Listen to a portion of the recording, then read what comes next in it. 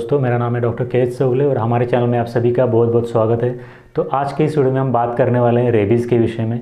तो आज हम इस वीडियो में बात करेंगे कि रेबीज़ किस वजह से होता है, उसके कारण क्या होते हैं, लक्षण क्या होते हैं और उसकी ट्रीटमेंट किस तरह से की जाती है। तो सबसे पहले बात करते हैं रेबीज़ के कारण के विषय में।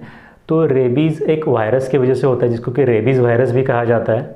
रेबीज़ वायरस एक्चुअली एक नेगेटिव स्ट्रैंडेड आरएनए वायरस होता है जो कि मोस्टली न्यूरॉन्स को अफेक्ट करता है। रेबीज़ का वायरस जिस भी जानवर को, जिस भी एनिमल को रेबीज़ का इन्फेक्शन हो चुका है, उस एनिमल के लार में या फिर उसके सलाइवा में ये वायरस प्रेजेंट होता है।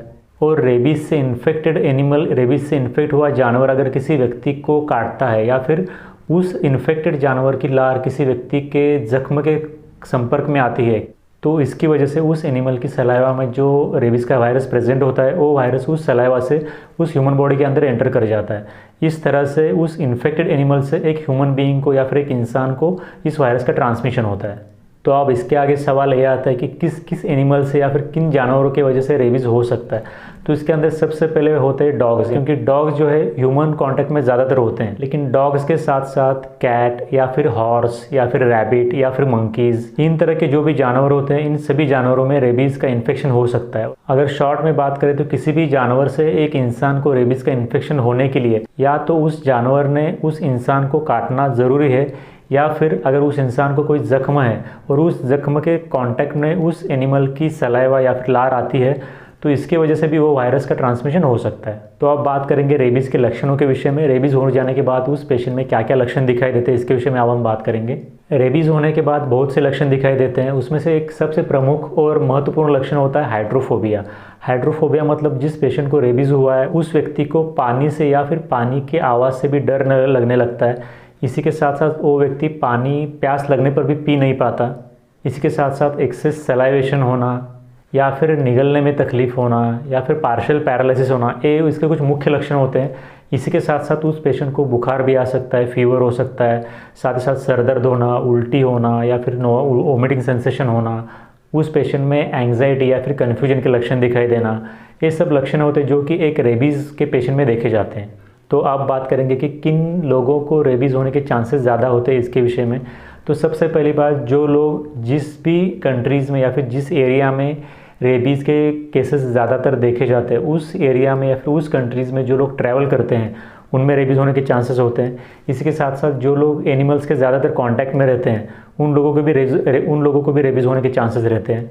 या फिर कोई लैब वर्कर है और वो ऐसे लैब में काम कर रहा है कि जिस लैब में रेबीज़ के वायरस के ऊपर कोई रिसर्च चल रही है, तो इस तरह के लैब वर्कर जो होते हैं, लैब में काम करने वाले जो लोग होते हैं, वो व्यक्ति भी लैब में काम करते वक्त इस तरह के वायरस के कांटेक्ट में आ सकते हैं। इसकी वजह से भी उन लोगों में इस रेबीज़ के वायरस का ट्रांसमिशन हो सकता है।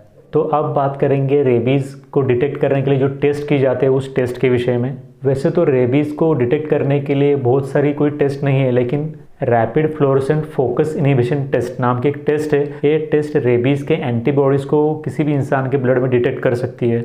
इसी के साथ साथ उस पेशेंट में अगर कोई और भी इंडिकेशन है तो बाकी टेस्ट भी इस टेस्ट के साथ किए जा सकते हैं। तो आप बात करेंगे रेबीज़ के ट्रीटमेंट के विषय में। तो रेबीज़ हो जाने के बाद कोई स्पेसिफिक ऐसी ट्रीटमेंट नहीं होती, लेकिन रेबीज़ के कुछ इंजेक्शंस होते हैं, एंटी रेबीज़ के कुछ इंजेक्शंस होते हैं, वो इंजेक्शंस पेशेंट को देना बहुत ज़रूरी होता है। इसके अंदर जिस भी व्यक्ति को डॉग बाइट हुआ है उस व्यक्ति को डॉग बाइट होने के जितने जल्दी हो सके उतने जल्दी रेबीज़ इम्यूनोग्लोबुलिन का एक फास्ट एक्टिंग इंजेक्शन दिया जाता है, जो कि इंजेक्शन जहाँ पर डॉग बाइट हुआ है उस साइट के आसपास या फिर उस साइट में भी दे सकते हैं। लेकिन ये इंजेक्शन उस व्यक्ति को डॉग बाइट होने के जितने जल्दी हो सके उतने जल्दी देना बहुत ज़रूरी होता है। इसके बाद उस पेशेंट को आने वाले 14 दिनों में और 4 इंजेक्शन दिए जाते हैं, जो कि इंजेक्शन उस व्यक्ति के आर्म में दिए जाते हैं। इन इंजेक्शंस के साथ साथ उस पेशेंट को सपोर्टिव थेरेपी भी दी जाती है, और जो भी पेशेंट्स में सिम्टम्स दिखाई दे रहे हैं उन सिम्टम्स के अकॉर्डिंग उस व्यक्ति को, उस पेशेंट को सिम्टोमेटिक ट्रीटमेंट भी दी जाती है। तो इसमें सबसे महत्वपूर्ण सवाल ये होता है कि अगर किसी भी व्यक्ति को डॉग बाइट होता है तो उस व्यक्ति को क्या करना चाहिए। सबसे पहले तो जिस भी जानवर ने आपको काटा है, चाहे वो डॉग हो या कैट हो या फिर मंकी हो या फिर बैट्स हो या फिर हॉर्स हो, तो इन सभी जानवरों की वजह से रेबीज़ हो सकता है। ये कोई ज़रूरी नहीं है कि डॉग बाइट ही होना चाहिए। डॉग के अलावा बाकी जो भी एनिमल्स हैं उनके काटने की वजह से भी रेबीज़ होने के चांसेस होते हैं। तो सबसे पहले जिस भी एनिमल ने, जिस भी जानवर ने काटा है, उस जानवर ने, अभी फॉर एग्जांपल किसी व्यक्ति को, किसी पेशेंट को अगर डॉग बाइट हुआ है तो उस व्यक्ति ने, उस पेशेंट ने उस डॉग को नेक्स्ट 10 डेज तक ऑब्जर्व करना है।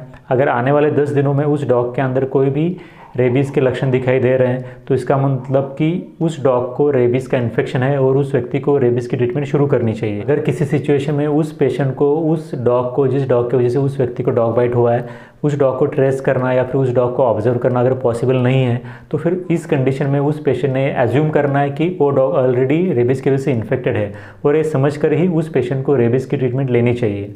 एक बार किसी भी पेशेंट को रेबीज़ का इन्फेक्शन हो जाने के बाद और उसके सिम्टम्स आ जाने के बाद उस पेशेंट का रिकवर होना बहुत मुश्किल होता है। बहुत ही कम लोग होते हैं जो इससे बच पाते हैं, जिससे रिकवर हो पाते हैं, लेकिन ज़्यादातर केसेस में उस व्यक्ति की डेथ भी हो सकती है।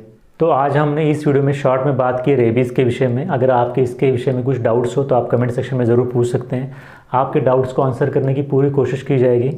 अगर इस वीडियो में दी गई जानकारी आपको समझ आ गई हो तो वीडियो को लाइक और सब्सक्राइब ज़रूर करें और इस वीडियो को अंत तक देखने के लिए आप सभी का धन्यवाद।